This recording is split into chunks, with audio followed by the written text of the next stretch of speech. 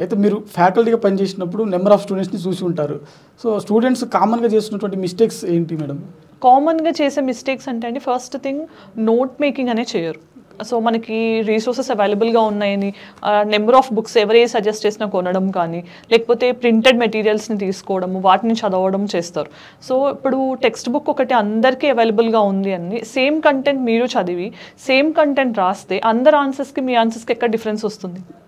So మీ own notes ఎప్పుడైతే చేసుకుంటారో అప్పుడు ఆ ఎడ్జ్ అనేది మీకు కనిపిస్తుంది. ఎగ్జామ్లో మీరు ఓన్గా ఎలా రాయాలనుకుంటున్నారు అనేది ఇక్కడ రిహార్సల్ లాగా కన్సిడర్ చేయండి నోట్ మేకింగ్ అనే దాంట్లో. సో అప్పుడు మీకు ఒక ఎక్స్ట్రా ఎడ్జ్ అనేది ఎగ్జామినర్కి చూపించడానికి నేను ఇది చేయొచ్చు, ఈ క్రియేటివిటీ యూస్ చేయొచ్చు అనేది తెలుస్తుంది.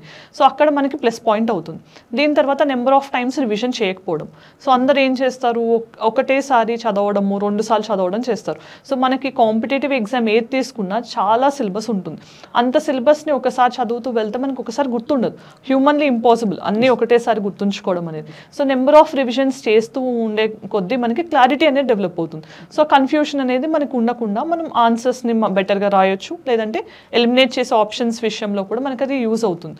సో రివిజన్ చేయడము, మనం అసలు ఎగ్జాక్ట్ డిమాండ్ ఏంటి అని తెలుసుకోవాలి అన్నప్పుడు PYQs చూడటము, దాంతోపాటు రెగ్యులర్గా నోట్ మేకింగ్, ఆన్సర్ రైటింగ్ అనేది చేసుకుంటూ మన ఓన్గా మనం ఎలా ఎగ్జామ్లో ఈ క్వశ్చన్ వస్తే నేను ఎలా ప్రెజెంట్ చేయాలనేది మనం ముందుగానే ఒక పర్స్పెక్టివ్ డెవలప్ చేసుకుని దానికి తగ్గట్టు నోట్ మేకింగ్ చేస్తే కనుక డెఫినెట్గా సక్సెస్ అవుతారు.